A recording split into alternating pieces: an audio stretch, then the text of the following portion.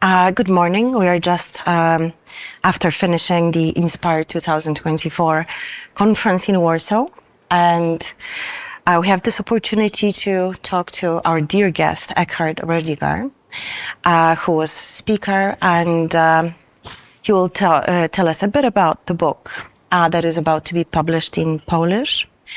But let me first introduce myself. My name is Magdalena Kitłowska. I'm the member of the executive board of the International Society for Schema Therapy. I'm a supervisor trainer in group schema therapy and individual schema therapy. So that's about me. Eckhard, you are a doctor, trainer, supervisor in individual and couple schema therapy, but also you're the author of contextual schema therapy and actually the leading expert of a couple schema therapy in the world. Thank you. Is there well, anything there are else? some more. Yes, yeah. I try to bring my share. You are modest, we understand. So is there anything else you would like to know, you would like us to know about you? Is there anything extra? You focus more on my professional writer side, but finally I've been a member of the ISST, you are now on the board for 12 years, and since this inception. Yes. So Jeffrey Young somehow stated, the ISST is like his family. So to some extent, I experienced our conference that you so beautifully organized as the secretary of the board and the most in charge person for organizing this conference. It's been an amazing conference. Yeah, and it feels very. Thank you for all your help and all your invaluable, advices. It was a pleasure. Yeah. So you recently wrote a book. Yeah. The couples book. The couples book, exactly. But this is the German one. This is the German one. Soon we will have a Polish version. So this is like a development of your concept of couple schema therapy. So could you tell us a bit about how you came up with the idea to do something more than just the basic model, shall we say?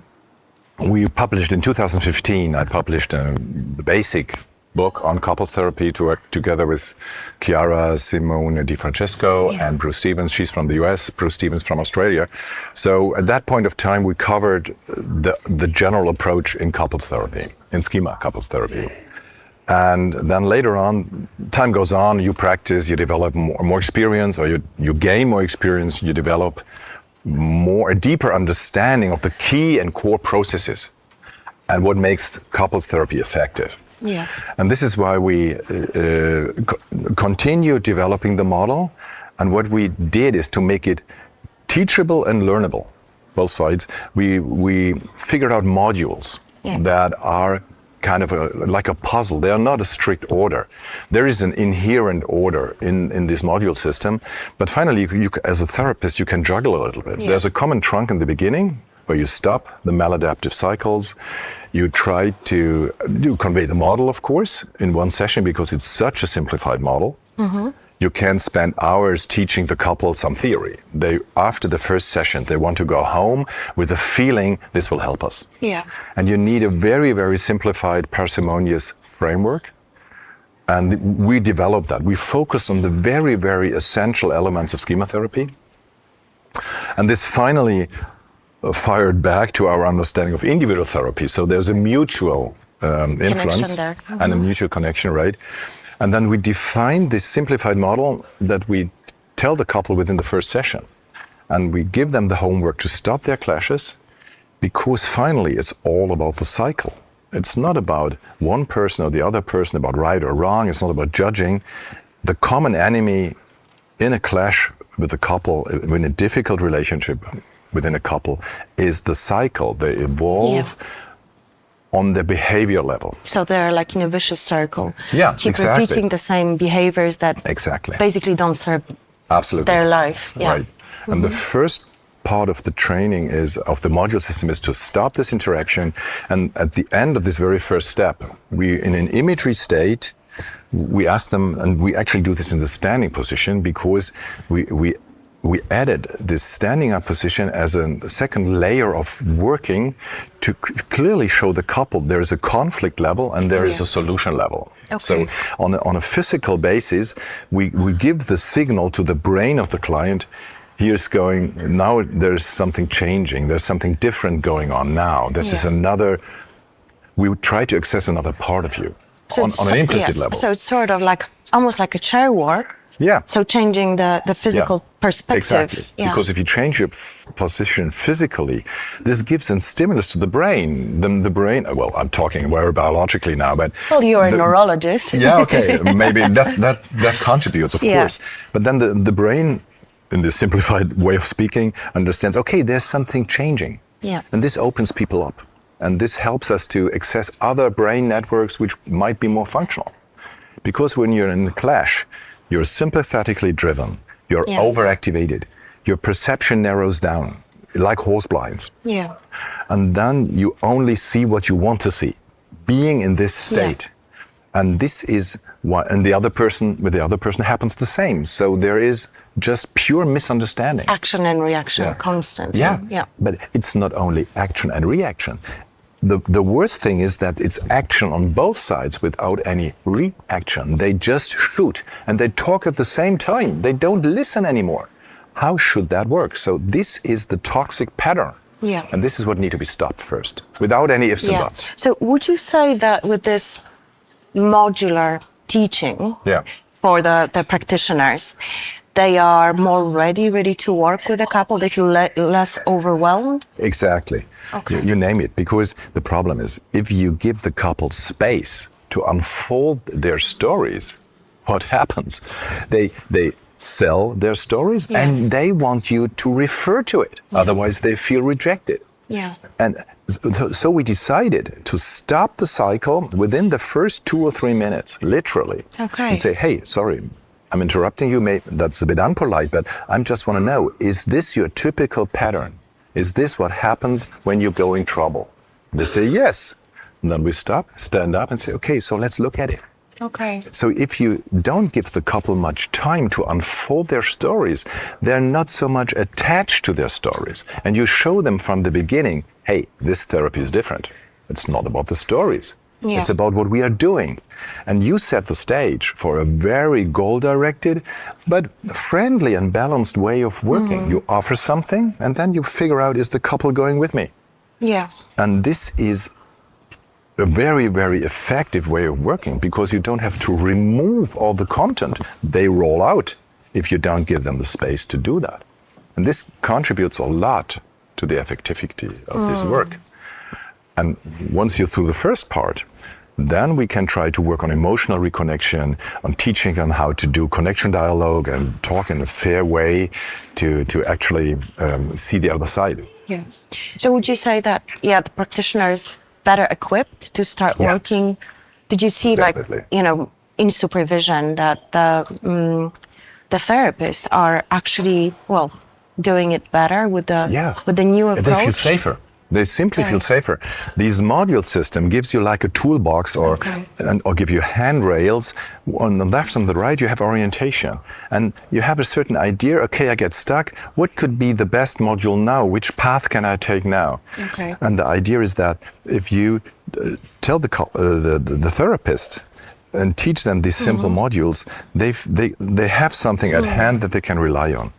And many people are afraid to work with couples because they let them evolve too much of their toxic dynamic or dysfunctional dynamic.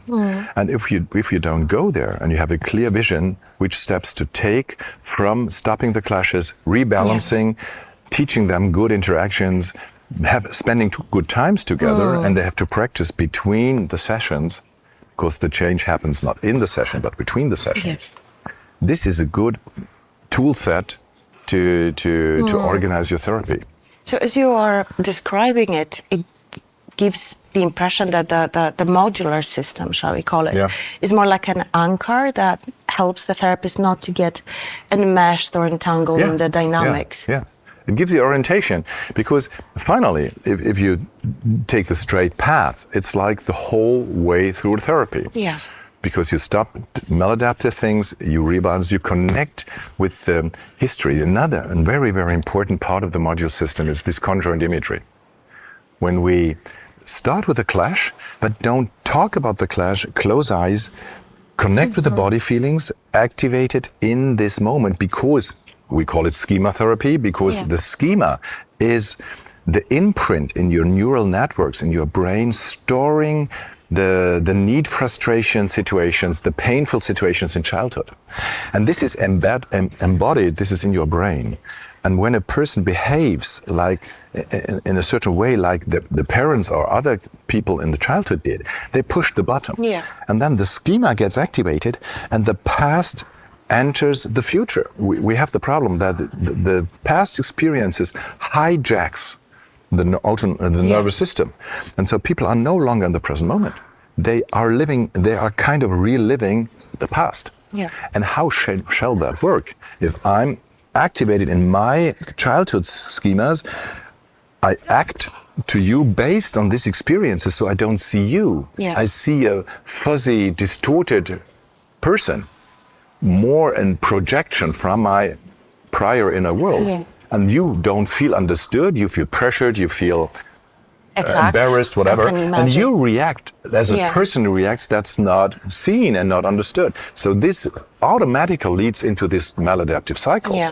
So understanding what is the history in the childhood, and then care for your partner, approach them, hug them and tell, hey, I don't want you to be such a lonely boy. I don't want to be like your mother. Yeah. This is a typical sentence. And this helps them to understand how their past experiences... differentiated. Yeah, exactly. You can let it go. Once you know where it's coming from, it's much easier to let it go. So this is a very, very important stepstone or brick in our building of doing couple schema therapy, to connect with these past experiences with the ultimate goal to just let it go and go back to the present moment. Look at the other person with a clear eyes, not with the distorted glasses, but with a clear view, and turn the page over, get over the old story, and write a new chapter in your book of life. Yeah. And this is the process. This is organized with all these modules. Okay. So you know which steps to take, which module you can choose in which situation.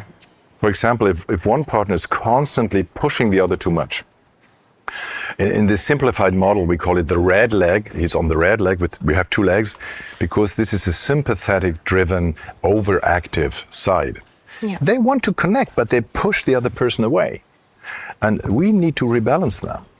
And if this is not working in the straight path, we spend a whole session going with this overactive side, looking at it, changing sides, sitting in the chair of the partner, get a view of themselves. And then they say, oh, but this is pushy. And what is your impulse? I want to check out.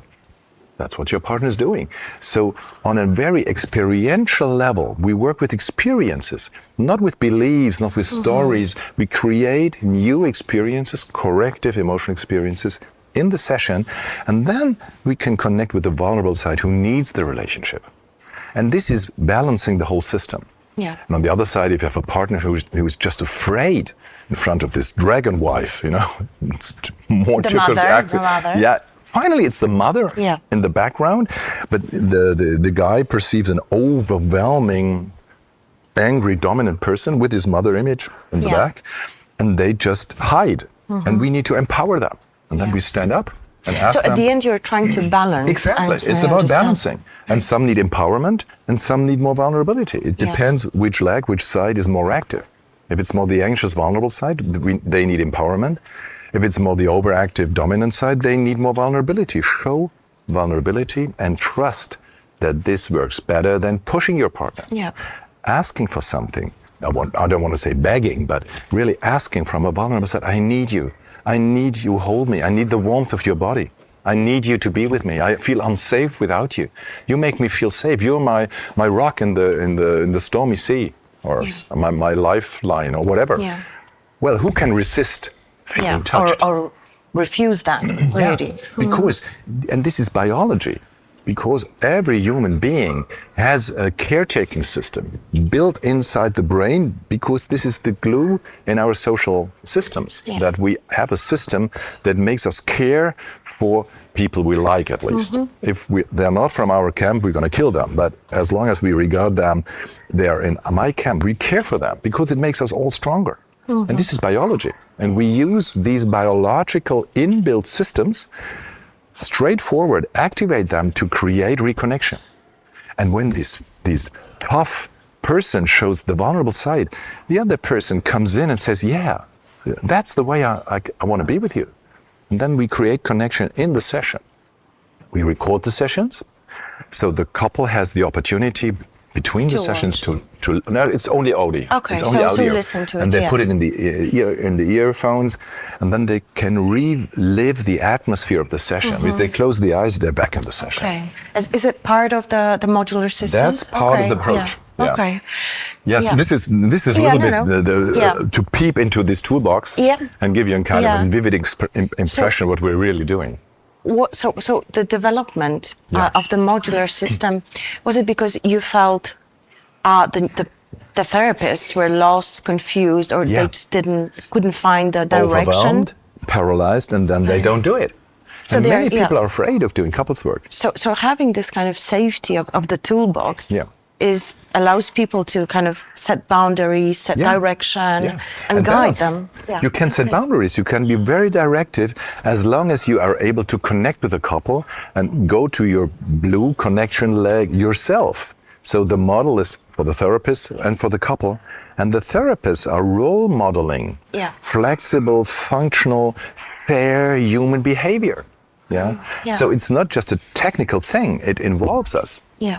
And we actually apply the techniques on ourselves. And finally, for a therapist, we improve our own relationships. I heard that from all our therapists.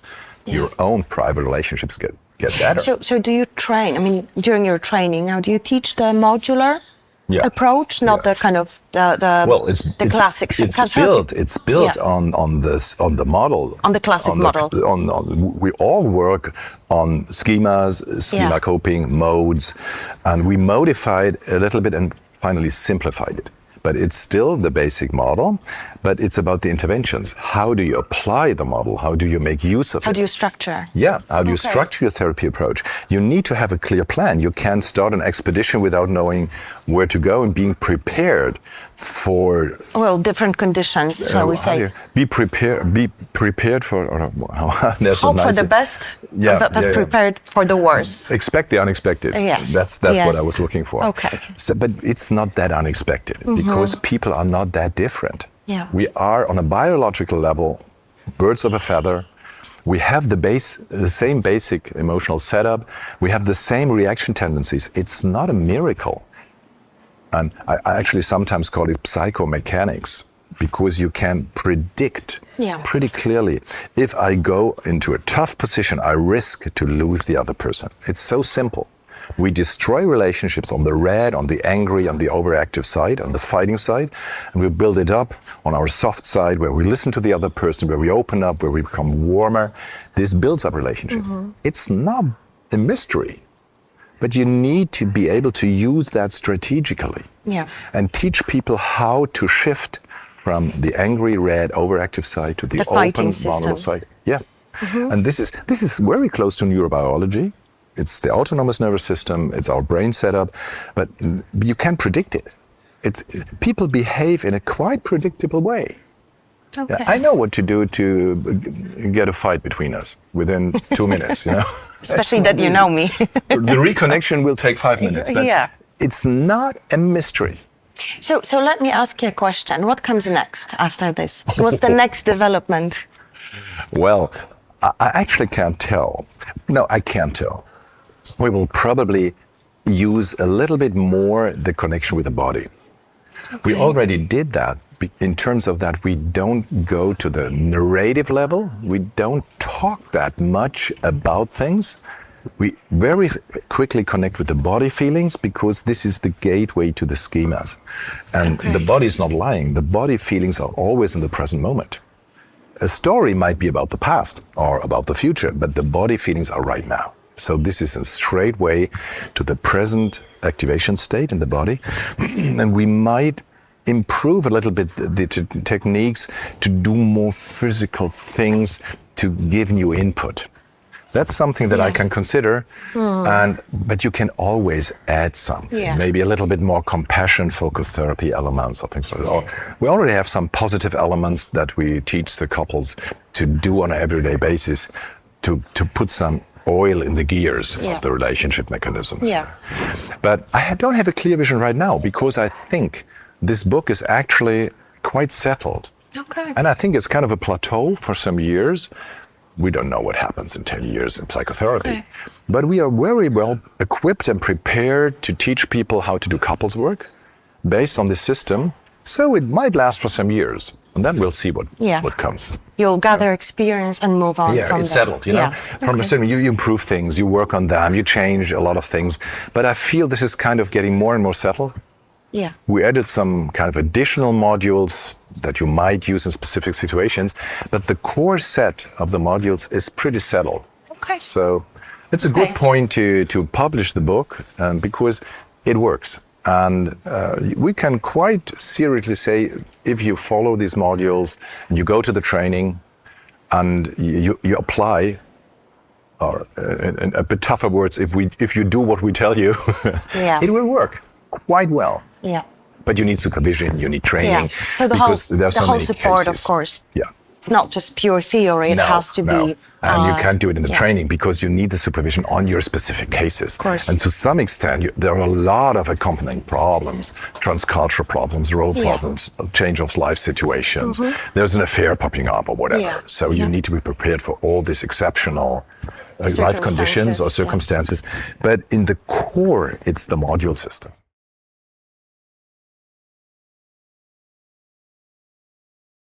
So, good morning. My name is Paweł Górny. I'm a schema therapy supervisor, individual and group. I'm CBT supervisor, and I would like to ask you some questions about your book. I would really like to thank you for the book because I think it was one of most important books I read in my life, professionally and individually. And I think it's a very, very good book. One of my questions would be, I noticed you concentrate on the process and interventions during the sessions of couples therapy. So could you elaborate on this? Yeah, that's a good point, because we have the simple wording, don't go with the content, go with the process. Because like I already outlined a little bit in the part with Magda, is that everybody brings their story to the therapy sessions, and we use this little metaphor with a smartphone, and I can demonstrate it right here, because what happens is that both partners see just their side of the smartphone. I see the display and you see the camera. Yeah. The problem is that we believe that this is the truth, and I build up my story on my side, how the world is, but you got an entirely other one. So we are condemned to misunderstand each other if we just rely on our own information. And in the stories, in the narratives, the people just share their side of the smartphone. So this cannot lead to an overlap. This cannot lead to a joint perspective. This must lead into misunderstanding and fighting or checking out. So this is why we don't go to these stories. And whenever the couple starts, yeah, but you did, or I did, I said, yeah, I know, I agree that you disagree. I know that you're not on the same page of the smartphone, and I just show them the smartphone. And this stops their narratives, they're talking, and then we look, okay, let's stand up. What's going on between these two guys down there? Yeah? Who is in which role? What are the activated emotions? And in the standing up position, looking down on the chairs, we don't work on a sofa, we work on chairs. And then you can get a joint view on the process. And the process, the joint view on the process is connecting the couple. Their narratives separate them. So this is why we don't go there. That's the simple reason. Yes, I find it reasonable. So concentrating on the mechanisms, the modes, needs, instead of the content. Exactly, because we all have the same needs. We want to be connected with people in a nice way. We want to feel safe with others. This is why we have families, friends, sport teams, whatever, good companies, feeling like a team. It's the we side. And on the other side, we want to express ourselves in the world. We want to do something. We want to be recognized. We want to have some autonomy, which is the me side. And this needs to be balanced. If I'm too much on the me side, I will lose the others and end up lonely. If I'm too much with the others, I lose myself and end up feeling lost and not meaningful and not important. And so getting both in a good balance, and Dan Siegel once said, it's the we. So it's the me and the we balanced and merged together. Unfortunately, this only works in English, this we. And this is our intention. It's okay to be connected with other people in an open way, but if you are too submissive, they abuse you. So you need the other leg. But if you're too much on the other leg, on the red leg, on the autonomy leg, you will end up lost or disconnected with the other person. So we need, with a couple, we usually need to work on the connection side, on the nice, friendly, warm connection. Because fighting is something they can. This is why they come to therapy. So we, in general, need to balance more on this connection side. But I also noticed you make the need of autonomy very important. Yeah. And I wanted to ask how it works in couples therapy, why it's important. Yeah, the point is, usually in a couple, you have a more dominant partner and a more cooperative partner. And in most couples, there's a kind of a hidden contract at the beginning of the relationship that one is more in the active role and one is more in the cooperative role. You might also have some very, very balanced, symmetrical couple, but most couples are kind of complementary. And in the beginning, they like each other, being different. But when it becomes too extreme, they get stuck. And usually, the submissive partner escapes in terms of checking out. The problem is they don't feel powerful enough to fight back. If they fight back, it's just a fight and then they fall apart after a few minutes and they stop it, but there will not be a solution. So what these guys need, actually, based on my experience, it's more the guys who are in this somehow weak, emotionally weaker and then detaching position. We need to empower them and tell them, hey, don't check out. You can show your needs. This is okay. And then we actually, and I briefly indicated that with Magda, then we actually ask them to stand up, close the eyes, get into a grounded, powerful body feeling, blow them up a little bit up to 10 feet, so 3 meters, let's say. Yeah. The wife is sitting down there, if it's the wife. It could also be a male or whatever. It's not about the gender. And they are actually in a physically lower position. And then we ask them, how do you want your relationship with the other person to be? What do you want? How, and in an image, in a best day image, how you want it to look like? And then we help them to unfold, and we empower them. And then after asking how they want it to be, of course, this is the red leg. This is the empowerment part. We need to ask them, what are you willing to pay back in terms of a balanced relationship? Because otherwise the partner will not buy it. Mm-hmm. But you need to empower them first to go to the fence and say, hey, I'm here. I'm there. I have expectations. I have needs. I want to contribute to this relationship as well. And then usually, especially if it's a male-female situation, the guy becomes much more attractive for the woman because the woman is not born with a dominant behavior. This is sometimes desperation because they always check out. They try to cling on them, get an access to them. And the more they check out, the more they push. And the more they push, the more they check out. That's the cycle. And once they are there, they cool down and say, okay, that's the guy I wanted. Mm-hmm. And this is rebalancing a very complementary, very polar relationship into a more balanced, more flexible setup. So finally, both gain. If it's a male, the guy gains more self-esteem, more assertiveness, they're more on the healthy red side. And the woman gets the man she wants. Okay, this is a little bit idealistic, but this is the intention.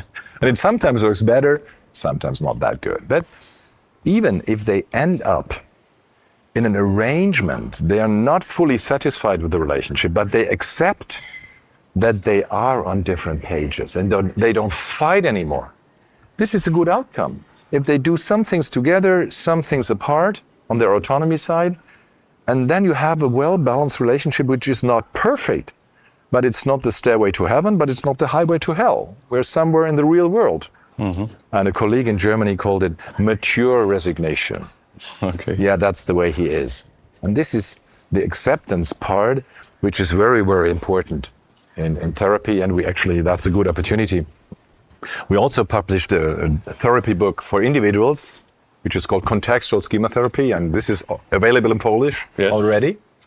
And this is how we expanded schema therapy by adding processes from acceptance and commitment therapy. And acceptance is one of them. Yes. So there's a lot that we added to the couples module system beyond the first book, which is carrying the spirit of acceptance, diffusion, committed action, more contextual view, be more mindful towards yourself, towards your partner. So this is another significant contribution between the first couples book and the new couples book. I forgot to mention that in the part with Magda. Yeah. My next question would be how you work with imagery in couples. Yeah, that's a very good point, Pavel. The point is, when we have these two levels of operation. We have the semantic level where we have our stories, the narratives, the cognitive part of ourselves. And we have the emotional life inside, which we call the episodic memory system, where the images are, where the body feelings are. And usually the vivid, emotionally charged memories are stored in this episodic system. But you cannot access the episodic system straightforward. You need images to go there. So if you want to shift from the storytelling level to the real, true, emotional, vivid imagery level, you need to stop talking, you need to close your eyes and connect with these images, with the body feeling, because they take you and connect you with these good, positive experiences in the past. We call it the honeymoon imagery, going back to the beginning of the relationship. And then the feeling comes again. If you have the image being on the beach in Dansk 10 years ago, the sun, the warm sand, the waves rolling around your ankles. And if you are in that image, and can you see your partner? Can you smell them? Do you want to be close with them now? They will, of course, because it's in their memories. And then you create a leverage to make them connect and hug in the session because they are in these images. And then you tell them, okay, feel how you feel now, compared with the beginning of the session when you came in fighting. Your brain can do both. You have a choice. It's depending on you how you put the switch. If you go into this fighting stuff, or if you connect more with the connected side, the good memories, and feed this part of you. And then you make it grow, and then it becomes stronger. And if you don't go to this fighting, it will crumble down and it will not disappear, but it might get weaker and smaller. So we can choose, but we need to be aware of the options. And the imagery creates these vivid experiences that create a certain pull. On the other side, the best day imagery that I was already mentioning, how do you want your life to be? And if you really go into these images, you need to be precise. You cannot just mourn and blame. You need to give a description, a storyboard for your best day video. And that means you connect with these images. They become more vivid. And this gives you a pull into really doing it. So this is why these images contribute so much to therapy beyond the narrative level. It's much closer to the energetic level in your body. And we are driven finally by these energetic emotions, and not that much by these beliefs. So it's more an emotional focused therapy, less a cognitive therapy. Cognitions are changing as well, beliefs are changing along the way, but more as a result of these new experiences. Yeah? And we actually end up with a rule extraction in terms of, okay, take with you, what is your take-home message now? I can do better, there is a chance, we can make it. Something simple like that, like a cheerleading sentence. Yeah. My next question would be co-therapy, because traditionally in couples therapy they used to work with two therapists, and you work on your own. So you said it's a challenge of balance. Yes, that's true. So actually, everything has two sides, like the smartphone. If you work as an individual therapist with a couple, especially if it's a heterosexual couple, there is a certain inherent imbalance 2 men, 1 woman, for example. So you need to be very aware to keep the balance. But this is not impossible. What it requires is that you actually have an eye on both partners and read in their face the signals of disconnection or dissatisfaction. So whenever you see traces of unhappiness or dissatisfaction or discomfort, you stop and address yourself to that person and try to connect with that person more. And this is a way to rebalance the relationship. And once you are sufficiently attuned to both of them, and you finally guide them into exercises anyway, we don't talk that much with each partner. I mentioned that towards Magda. We don't give them the space to unfold their stories. We pick them up on the cycle and then we start something new. And they are both involved into building up these exercises and doing these movements. So they are both part of the therapy. And we try to play the game ahead and don't get stuck in this present moment. We try to write a new chapter in the book of life. That's the metaphor I already used. And this means turning the page over. And then they are both new, and it's both, well, something they don't know yet. And you can take them by the hand and try to walk that road or take that path. And but I repeat myself, the most important point is don't anticipate irritations before they happen. Don't fix it if it's not broken. Trust, show them a good model, show them that you care for them, that you have something to offer, and they will trust you. And this is the credit they give to you, and then you work with that, but be careful that you don't lose one of them, and then you need to balance. And of course, this needs a flexible therapist, a self-reflective therapist, a therapist who's always willing to take the blame on him or her and say, yeah, sorry, I was too fast. Sorry for losing you. Sorry, I didn't choose the right words. Okay, sorry for not seeing that you need a little bit more time or a little bit more connection.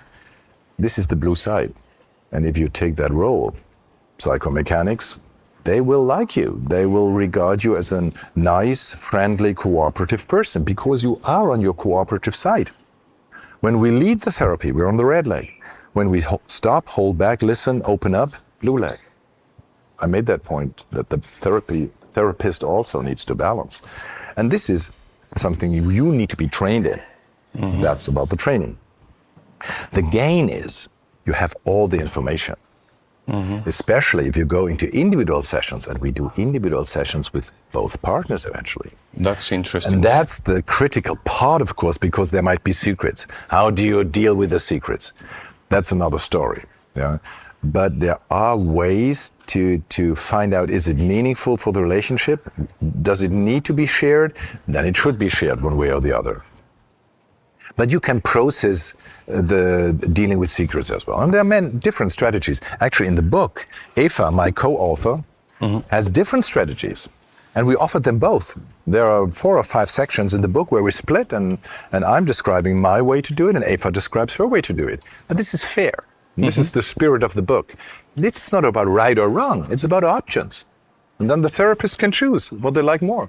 Yeah, I think it's about being practical. Schema therapy is just practical. Yeah. It has a good neurobiological foundation. It has a psychological foundation, but we try to nail things down on a very, very practical level. It's applied therapy. And this is a toolbox to apply therapy to couples and feel quite safe with it. Make the couple feel safe and feel safe yourself. That's the point. Okay, so I would recommend your book to everyone, not only couples therapists, but also individual therapists.